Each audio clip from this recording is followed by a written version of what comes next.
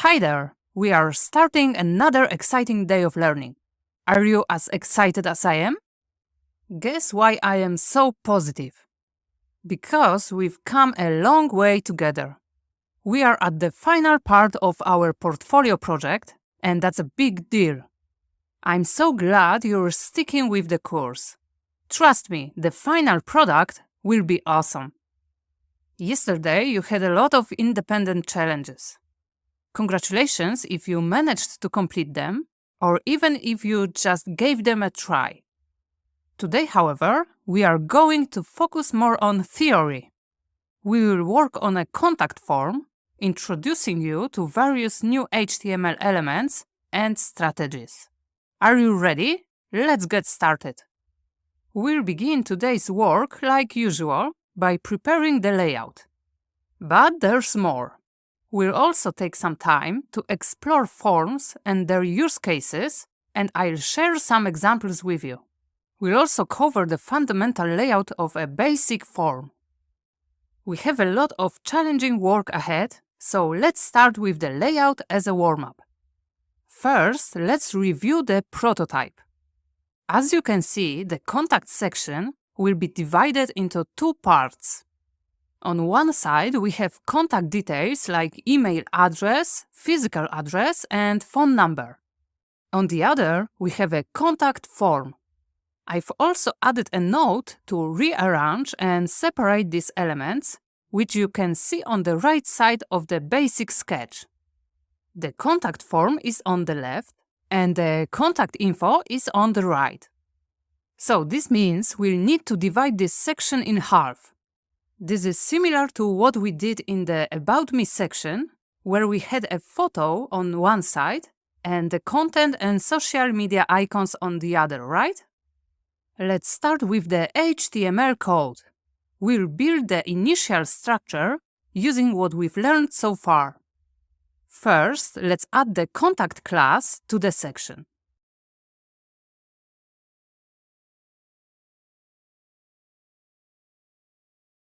Then, create two divs for each half, one with the class contact form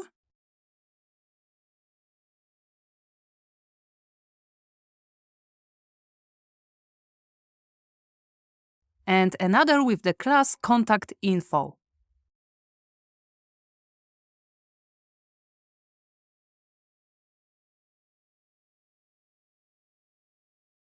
Like always, we'll add a title to this section. However, we'll position it to the left inside the contact form div, similar to what we did in the About Me section, where the title is on the right part. So create an h2 element in the contact form class. Do you have any ideas for the class name for this element? If you thought of contact form heading, you're absolutely right. This name fits perfectly with our existing naming pattern. Add the word contact inside the h2 and we're set. Great, we've got the initial layout of the section done. The browser will only show the text contact for now, and it's okay. Let's move on to the CSS and prepare the elements.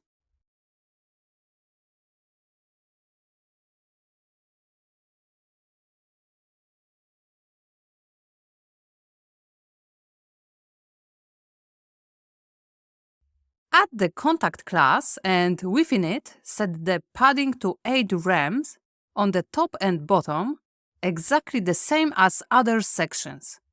This will give us some extra space. Next, let's prepare the heading. Since all our headings share the same style, we'll copy the code from our Skills section heading.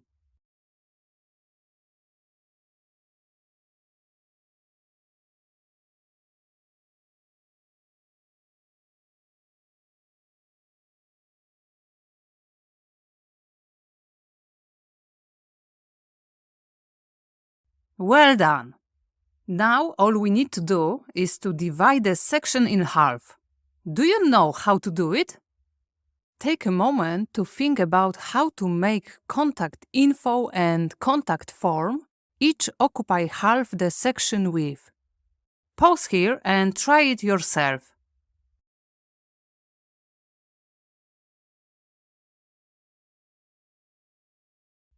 Now let's do it together.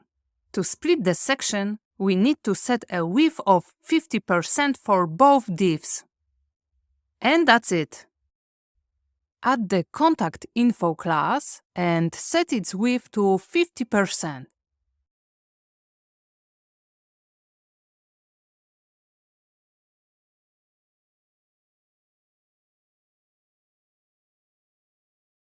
Awesome, let's do the same with the contact form class.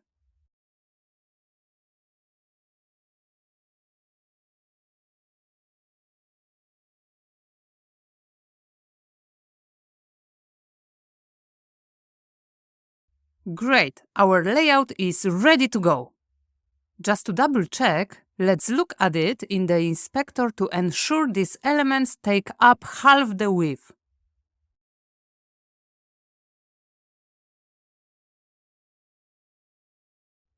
As you can see, it's not what we expected. Elements are one below the other, not side by side. How can we fix it? It's simple. We haven't made the section a flex container yet. Please add a display property, set to flex, in the contact class. And now, everything looks good. We are ready for the next steps. Let's take a break from coding and talk about forms. You should know that they are really great. Users can share their information, preferences, and feedback through these forms. Think of forms as the friendly receptionist who collects information to ensure a visitor is directed to the right person or service. Forms are very important for many online interactions. Here are a few places where forms are very useful. User registrations. They help users create accounts on websites. Login forms authenticate users to access secured areas of a website. Searches. They help users search for the content they are looking for. Feedback allow users to provide concerns and suggestions to the website administrators. Contact forms allow users to communicate with website administrators by writing messages. And order forms enable online purchases. Now let's dive into real-world examples of each to see how forms work. Visit Facebook or any social media site and you'll see a registration form asking you for your name, email, and other details to create a new account. That's an example of a registration form. The login forms on websites like Gmail or Amazon are your passkeys to accessing your account and the services offered. They are very similar to registration forms, but usually with fewer fields. Almost every website has a search form, like the one at the top of Amazon or YouTube, which lets you enter keywords to find products or videos. After attending a webinar, the hosting platform might send you a feedback form to rate the experience and provide any comments to help improve future webinars. If you visit a professional's website, they might have a contact form where you can enter your name, email, and a message to ask about their services or questions.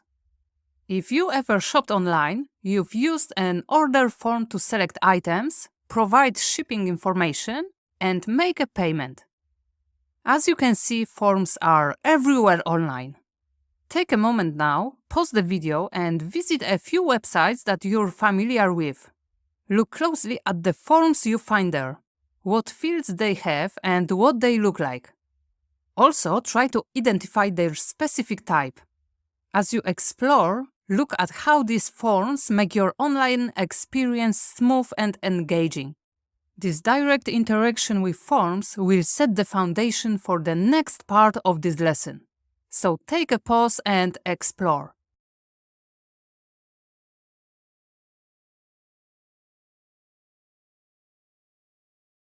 Okay, I trust you've taken some time to check forms on familiar websites. You are now set to explore their structure. We'll start with the form element, the most essential component of every form. Think of it as a container holding everything we want to include in our form. What exactly can you include? We will discover it in the next videos. The form element can have attributes like other HTML elements, such as images or anchor tags. There are two fundamental ones, action and method. The action attribute tells the form where to send the information. It's like the address on a letter. The method attribute tells the form how to send the information. Common methods are get and post. We'll explore these methods more later. Now, looking at this slide, you'll see a simple form example with attributes. Initially, the form element isn't visible in the browser. Once you add this code, you'll notice there's nothing to see. Imagine the form element as an invisible plastic shopping bag. When the bag is empty, you don't see anything. In the same way, you don't see a form in the browser. However, as you start placing items into it, it takes shape and becomes visible.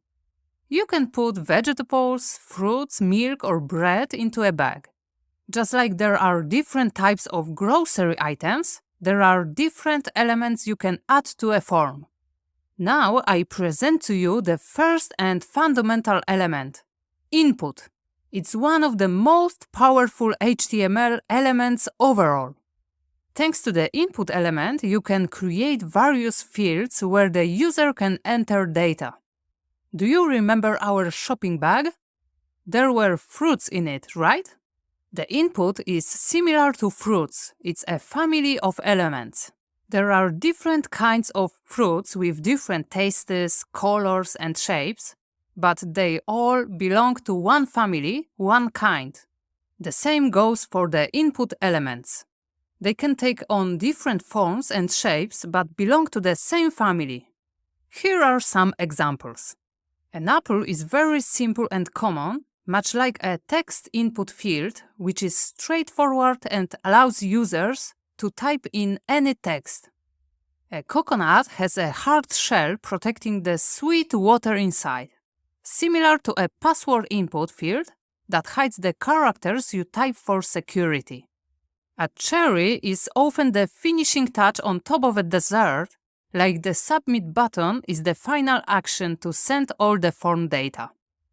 What's interesting, it looks and acts like a button, but it's an input. In your form, you can mix different types of input elements to collect a variety of information from your users. As you can see, you can change it by changing the input type attribute, and that's it. There are many more types of inputs. We won't cover all of them here, but if you're curious and want to learn more about them, check out the additional materials below this video. You're already familiar with the first attribute of the input element, type. It's essential because it defines what kind of input element we want to use. In other words, what fruit we're picking. If you skip this attribute, text will be the default input type. There are many more other attributes too. Some are specific to certain input types. For example, width and height attributes apply only to the image type. The checked attribute, on the other hand, is exclusive to checkboxes and radio elements. Don't worry about knowing them all. Your understanding will grow as you gain more experience and work on complex forms. So for now, let's stick to the basics and begin with a very simple form. Another key attribute that applies to all input types is name. Even though it's not marked as required, I strongly advise using it. Why? Think of the name attribute in input elements like the label on a jar. Just as a label helps you know what's inside the jar, the name attribute helps identify the purpose of the input field. Why is it useful? Imagine you walk into a big store and see an employee with a name label on their shirt that says Alex. Now, whenever you need assistance, you can easily call them by their name. Hey Alex, can you help me? In a web form, each input field has a name label to help the website recognize and remember what information goes where. Take a look at the code example. We have an input field, a blank space waiting for you to write something. The name username part is the name label for this input field. It tells the website, hey, the text that gets typed here is the username. So when you type in Alex123 and hit submit, the website looks at the name label and understands, Alex123 is the username. Name labels help the website know and remember the names of different pieces of information you provide. Without the name attribute, the website would get confused and not know what to call the information you've typed in. In simple terms, the name attribute helps keep things clear and organized, making sure the website properly recognizes each piece of information. Let's go to another useful but this time not required attribute. I will show you how it works in CodePen. The placeholder attribute is like a friendly ghost. Before you start typing, it's there with a message suggesting what you should type. But as soon as you start typing, it vanishes, making space for your words. Alright, let's go to the CodePen. Let's make the form first using the form element. Remember to write a closing tag as well. Inside it, I put an input.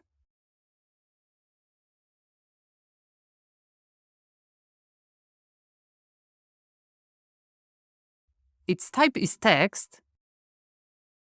Its name is a username. And its placeholder will be enter your username.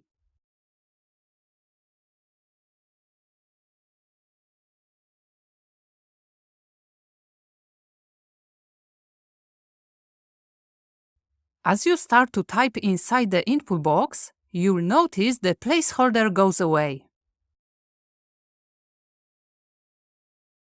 Congratulations, you've successfully created your first simple form. Alright, now there's another important element missing in our form. Of course, we don't yet have essential attributes like action and method, but that's not all. We also need some way to tell the browser that we've completed our form and are ready to send it. Yes, we need a button. Now you might think of adding a button element, which is totally fine. But I want to show you something interesting. An input element can also be a button. All you need to do is to write its type as button. Let's write it. Do you see this strange square after username input? It definitely does not look like a button yet, right? What's missing? We need to add a very important attribute here, the value attribute. Please add it and name it Submit, and here's our button. It might not win a design award, it's pretty ugly, but it does the job. We can click it. What's more, this input type doesn't need a name attribute. We don't send it as information. It only triggers an action. What do you think of our form? Yes, it's pretty simple, but we'll expand this code in upcoming videos. Next, we'll dive into other input types and start working on our final form to place it on the website. I can't wait to dive deeper, can you? See you in the next video. Welcome back. You've done the first lesson about forms, so let's keep going. Today, we'll start building the final form for the website. We'll write some code and add new pieces to the form. You'll have a complete form ready to go when we're done. We'll also start talking about form validation. You'll learn how to check if the form is filled out correctly. It might sound tricky, but it will be clear soon. Ready to code? Let's get into the HTML. Do you remember the basic form we made in the last video? Here's your job. Inside the contact form class, right below the heading, create a new form using the form element. For now, you don't have to set any attributes. Next, inside the form, create two input elements, both of type text. The first one should have a name attribute set to name, and the second one set to email. Also, add a placeholder attribute to each. You know what these fields are for, so go ahead and suggest what the placeholders should say. Finally, add another input element, which will be a button. Do you remember what type it should be? And don't forget to add an attribute so that the button says send. Can you remember what those attributes are? I won't give you any suggestions. Try to figure it out yourself. In the end, you should see two fields with placeholders where you can type some text and a button that says send. Are you ready to try it out? It's a great way to reinforce what you've learned about forms. Let's get started. And how was it? Compare your solution with mine now. As you can see, I've created a form element. Inside it are two input elements with the attributes we discussed. If your placeholders say something different, that's totally okay.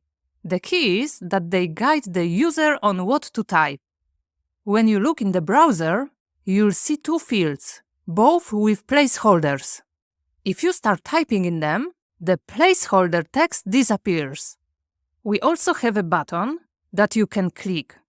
Everything works and looks just the way it should. So we can move on. You noticed we have a field for entering an email, right? Let's do something cool with it. Change its type from text to email and see what happens. I'll type some random text in it and try to hit the send button. Look! A message appears telling us we need to enter a valid email address. Awesome! You've just learned two new things. First, a new type of input for emails. Always use it when you want an email from the user. Second, you've just learned what form validation is. As you see, it happened automatically. The browser checked what was in the field, figured it was not an email, and asked us to fix it before sending it. That's what validation is all about, making sure the data is correct. Alright, let's try typing something that looks like an email address now. It worked! No warning message appeared, so what we typed is good to go. Great job! We now have a form with two fields. It's a good start. But let's pause coding for a moment and talk about another key part of any form, the label element. Whenever you use an input, it usually goes hand in hand with a label. What's its purpose? You could say it's similar to a placeholder. It helps the user understand what kind of information we're looking for in that form field. In the last video, I showed you an example of an order form from Walmart, which is a great example of how labels look like. All the text above the form fields, like first name, last name, or city, are labels. They tell the user what we expect from them. But wait a minute, placeholders do the same thing, right? So what should we use, placeholders or labels? It depends on the project requirements and what the client wants. But I recommend always using labels and placeholders only if needed. That way, you create user-friendly forms. Both can work well together to improve the user experience and even accessibility. So what's the best way to use labels and placeholders? Take another look at Walmart's form, especially the gate or call box code part. The label clearly tells us what information is needed, and the placeholder goes further by providing an example. This way, it's super clear for the user what to write. You can use the same for an email field or the field with a phone number, for example. But be careful. It's easy to overuse placeholders. You're just repeating yourself if you have a first name label and enter your first name placeholder. In this case, the placeholder is unnecessary. In another example, imagine a label that says password and a placeholder that outlines complex requirements for the password. When you start typing, the placeholder disappears and you may forget those requirements. In this case, the placeholder isn't helping much. A smarter move is to place additional guidelines above or below the input box so it stays visible while you're typing. As you get more practice, you'll easily figure out when to use or skip placeholders, but never forget to include a label. Okay, you understand that a label is a text above the input field describing its purpose. But how to create it? There are two methods.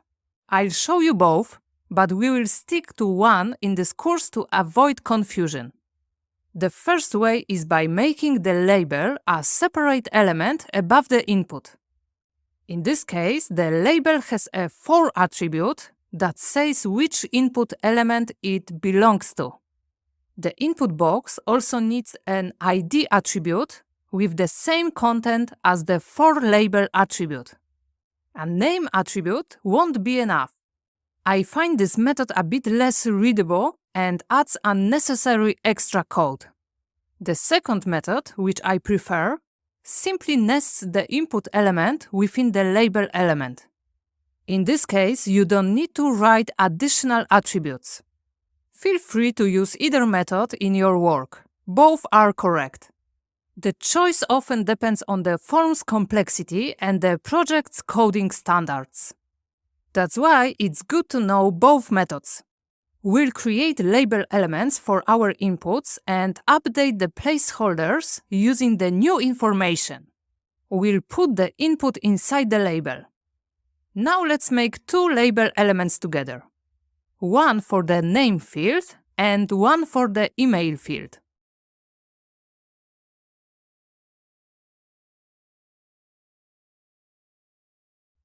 Make sure to write a name inside it.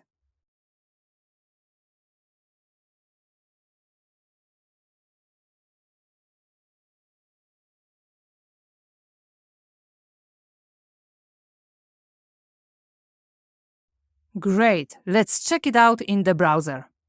The labels are there and everything is working well. Now, I'll show you another cool thing about the label element. Click on the email text and see what happens. The email input gets highlighted. You don't have to click on the input. Clicking the label works too. It's great because the user has a bigger area to click. Please take a look at our form. I think we have too much information right now. If a field is labeled name, it's clear we want the user's name. So the placeholders aren't needed anymore. Do you agree? So let's remove them.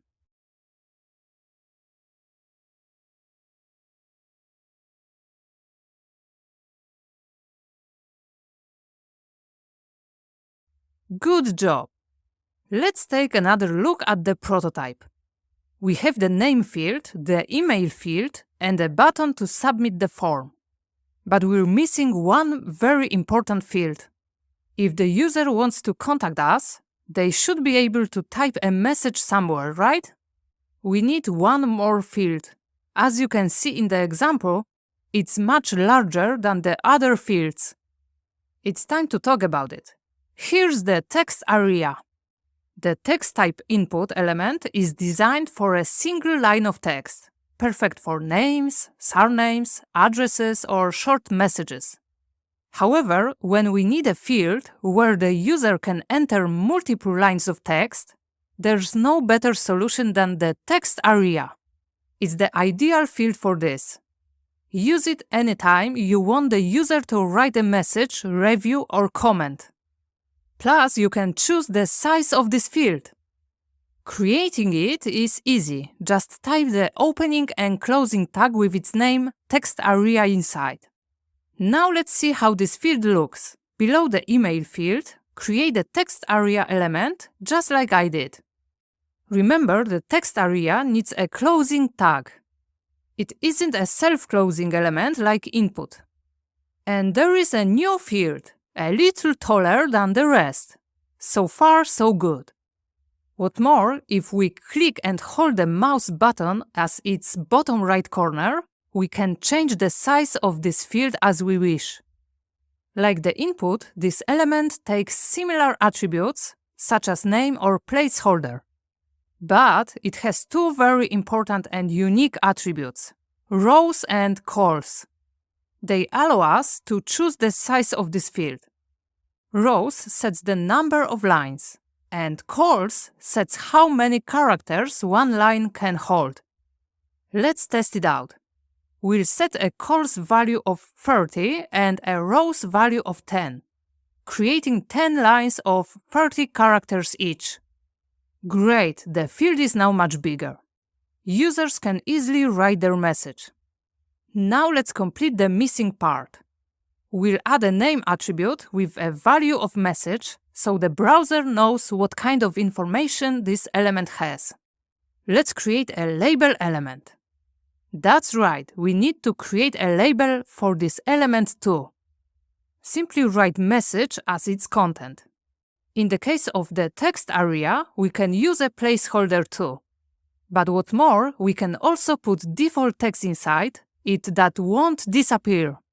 It's a unique text area feature. How can we do that? Just by writing the text between the opening and closing tags. I've just entered some sample text. Let's see how it looks in the browser now. The text shows up, and even better, when I click within the field, the text is still there. For example, you can use it as a template to fill out. But we don't need that for now. However, we can use a placeholder with a friendly message to motivate the user to fill this field. For example, I'd love to hear from you. Share your project ideas, ask a question, or let me know how I can help. Please insert this as a placeholder, remove the default text, and that's it.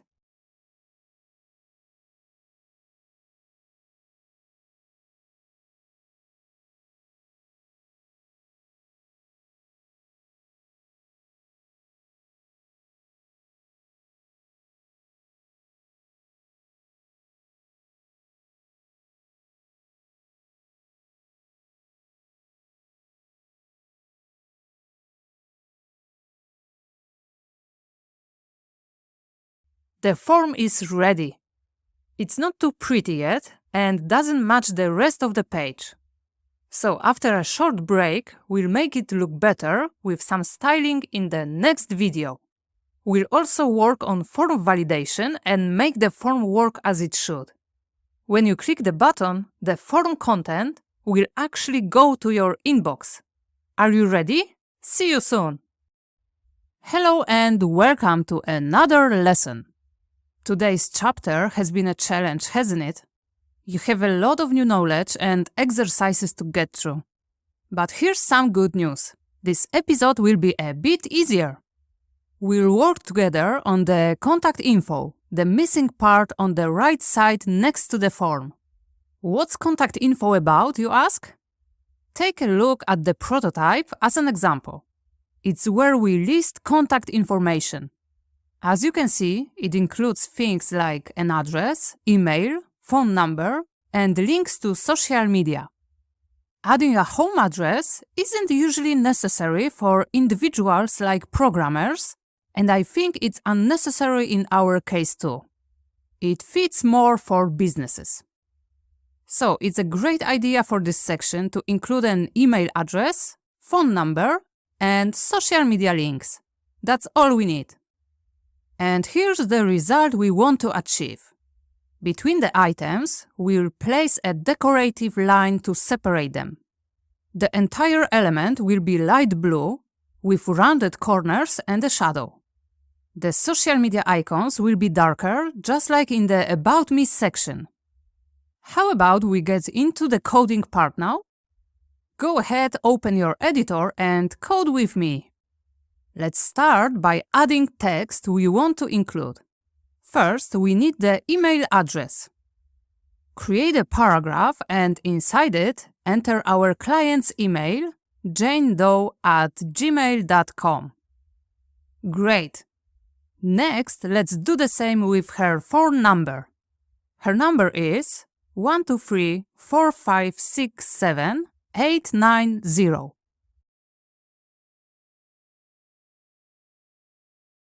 As you can see, what we've added shows up on the page. We're doing very well. In the final version of this part, we have something else. The text "Follow me on" followed by social media icons. Let's first add another paragraph including this text. Below it, we'll place the icons. Do you remember how to do it?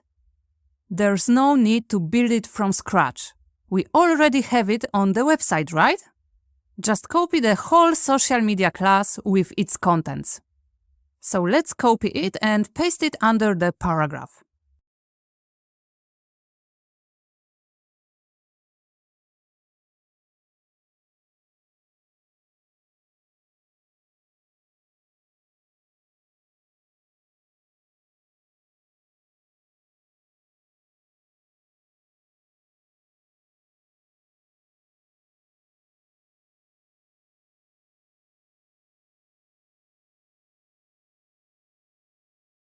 Great! We've now got all the elements we need. Let's improve the look of this element now. First, let's change its background to a lighter one. This way, we can clearly see the size of this element. But where should we add the background color in our CSS? Let's add it to the contact info class. Use the color code 144272. As you can see, the whole section now has a lighter color. But that's not exactly what we wanted. The contact details element doesn't fill up the whole section. It's like a card, right? So we need to wrap all its content in an additional div to make a card. It really helps us to work on it. We'll keep the contact info class for styles related only to the whole section. So please create a new div with me inside the contact info div.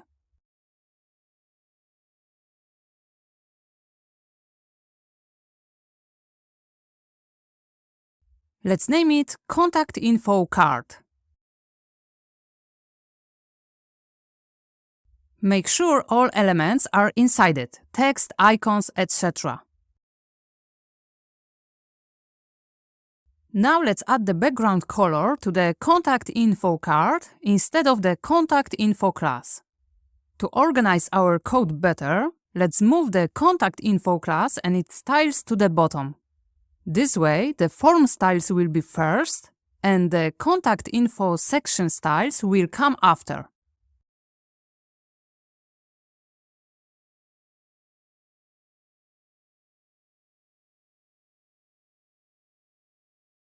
Once we've added the background color, let's see how it looks in the browser. Great! As you can see, this element no longer occupies all the space. Now we can control its size and how much area it should cover. What we can do next is make sure our contact card is centered, no matter its size. Do you remember the way to do this? The answer is Flexbox. Let's create a Flex container. But from which element should we create it? Here's the catch. It should be from contact info, not contact info card. Why? Because we want to center the whole contact info card div inside the contact info element. If we made the contact info card div a Flex container, we would arrange the elements inside it, not the div itself, right?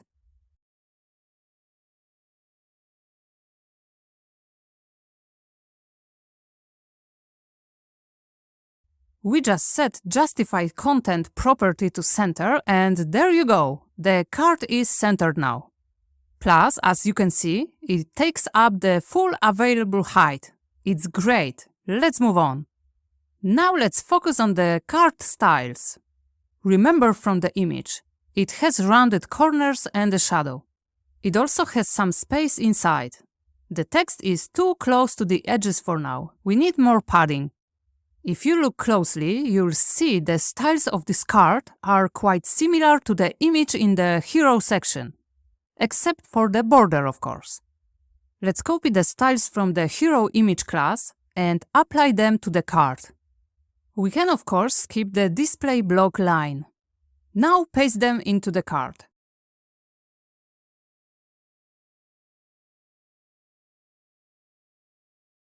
Just remove the border and that's it.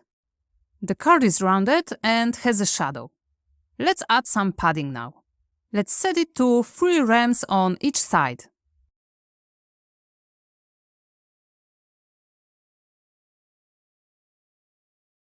Okay, the elements inside now have some space. Let's now focus on each part of the card in detail. As you can see in the final effect, each part has some space at the top and bottom, and horizontal lines separate them. Also, we're missing the email and phone texts, right? Here's my plan. We'll turn these parts into separate elements. We'll add an extra div with the same class for each part. This way we can apply the same styles to them without repeating the code. Let's start with the email address part as the first element. Add a div and put the email text inside it.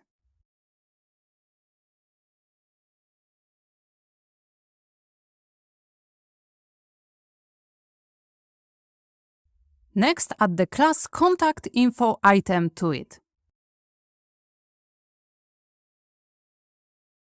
Do the same with the phone number and the social media part. Remember to include both the follow me on text and all social media icons in one div.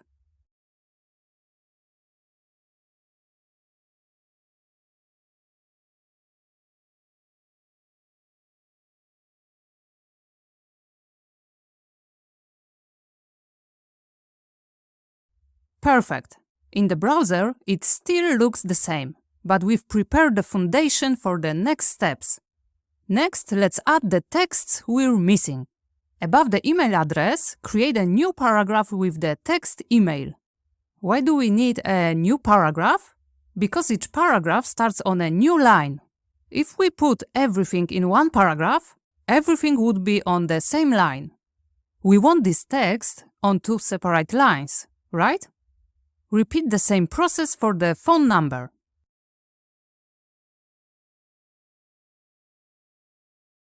Great! Now let's style the class we just added. In the CSS file, write the class contact info item. Let's give it a bit of padding on top and bottom, maybe about 3 rems.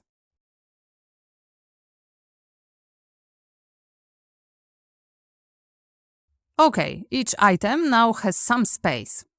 As you can see, our card is quite thin compared to the final version. What can we do about this? There are 2 things. We can add a bit more padding on the right and left sides, or we can define the card's width in percentages so it adapts to the browser window's width. If we add paddings, the card's width will stay the same no matter the window size. Which solution is better? It's not easy to say. I want a fluid layout, so let's use the percentage width. I think 75% will be just right. Let's check it now in the browser.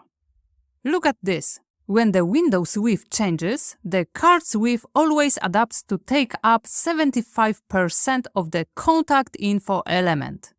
Great, isn't it? The effect is really good. Now let's center all the card's content. To do this, we'll do what we've done many times before. We'll make the card a flex container,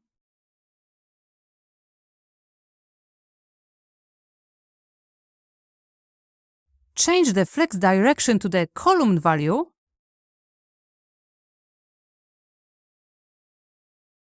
and align the elements to the center using the Align Items and Justify Content properties. Let's also add the Text Align property set to center.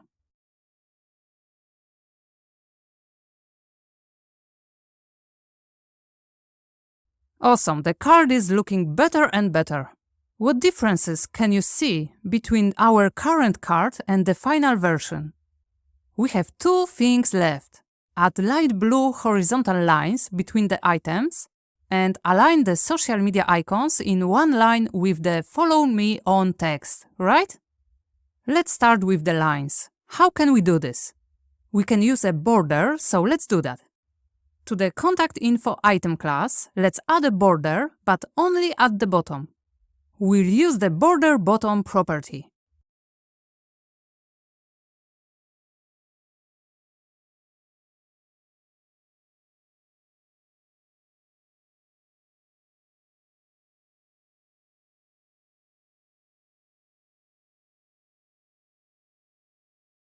Okay, it works, but as you can see, there are two issues. First, the lines have different widths. Second, we have an unnecessary border at the bottom under the social media section. How can we fix it? We could, following the BEM convention, create a modifier, a new class that will add only where we want this border. However, there's another way that I want to use this time to introduce you to another useful CSS concept. You can target the first, second, another, or last item in a list using CSS selectors. Let's focus on the last item. We can target the last div using the pseudo class lastOfType with the contact info item class. How does it work? Just type the class name, add a colon, and then write the lastOfType pseudo class. Now we can specify styles that apply only to the last element with the contact info item class. In our case, the social media part.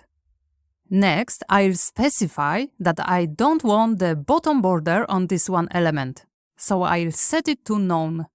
You can use this technique with any element. It can be applied to a list of items, paragraphs, etc. Let's see the result.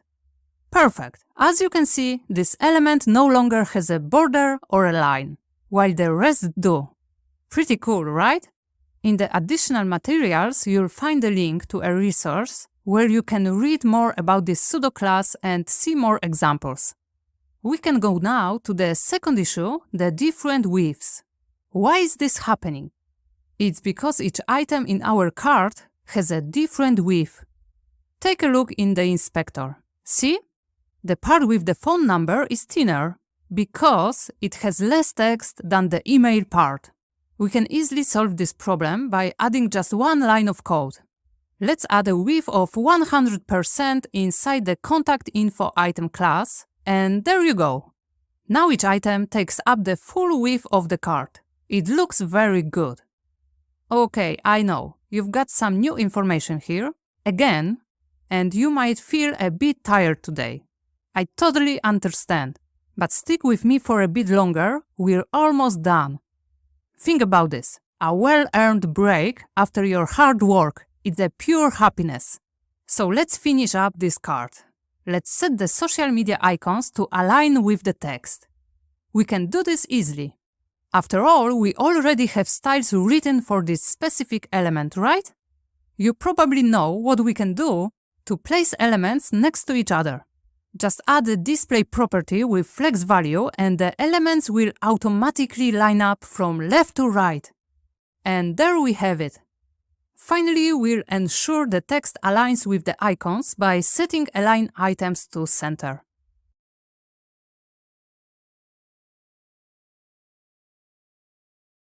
Plus, as you can see, there's no space between the text and the icons.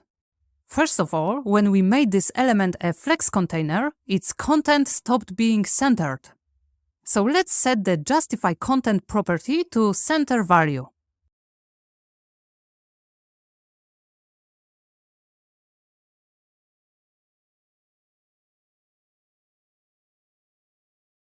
Now it's time to add some margin to the right side of the text. How can we access this specific paragraph?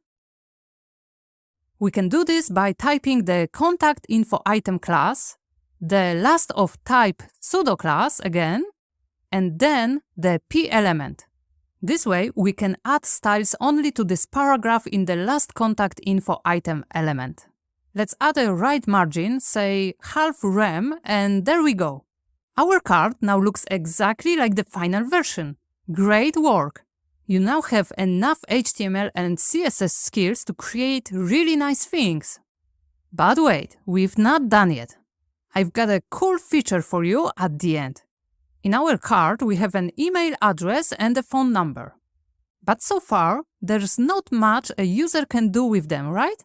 They can only copy the email address, go to their email client, paste it, and then write us a message. Or copy the phone number, paste it into their phone, and then call. But there's a cooler way. What if clicking on the email address opens their email app with the address in it? Or a click on the phone number starts a call right away? Sounds good, doesn't it? Plus, it's really simple to set up. Please come with me to the Mozilla website, where you'll find everything you need for web development. We'll go directly to the page about the A element, the anchor tag.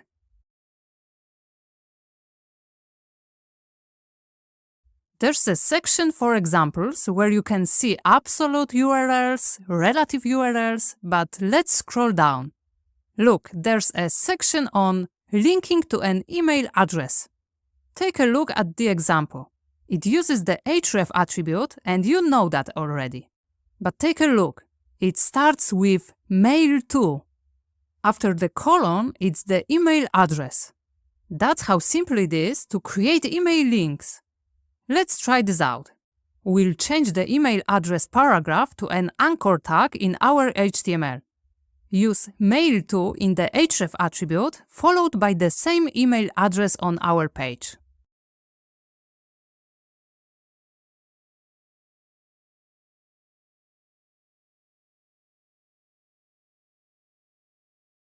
Let's see if it works in the browser. The email address is now underlined with a dashed line, similar to other links on the page. I'm clicking on the email and my email app is opening.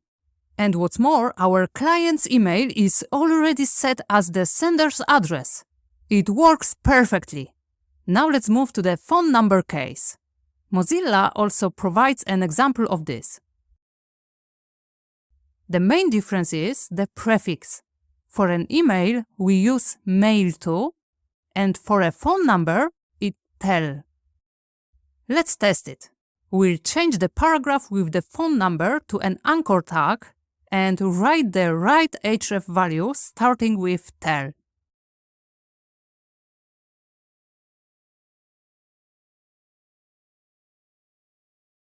Alright, the phone number also has an underline now. Let's click on it and see what happens. As you can see, my computer opened the number through FaceTime, Apple's calling app. So, it works. With phone numbers, the effect after clicking may be different. It depends on the device type or system. A mobile phone, for example, will simply start a call to that number. Pretty cool, right? Okay, I hope you enjoyed this short video. As we've seen, even a simple element can contain exciting, new and highly useful features. We have finished a tough day now.